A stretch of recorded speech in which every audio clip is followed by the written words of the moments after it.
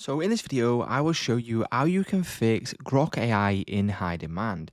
So as you'll notice, sometimes when you are trying to use Grok, it will give you a message saying that they're in high demand. Now, it will ask you to upgrade to Super Grok to be able to continue and ask them to do specific tasks if it says they're in high demand. But you don't have to do this and you do not have to upgrade because high demand is usually temporary.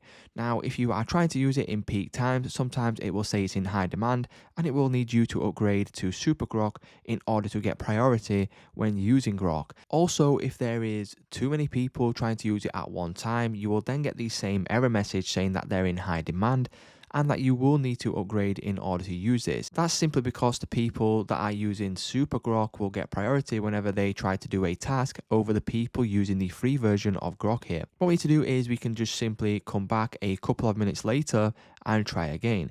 If this doesn't work, what you can also do is try a separate browser or also try doing this on a laptop or a computer. Now, once you try and switch devices, it may give you the chance to be able to complete the task that you are wanting to do, and you can also try and use a different device. Once you try and use a different device, that will then sort of refresh Grok, and it will also allow you to do the task that you are trying to do on Grok without getting the high demand message. So that's how simple it is to fix Grok AI in high demand error. If this video did help you out, please leave a like on today's video, and I will see you in the next one.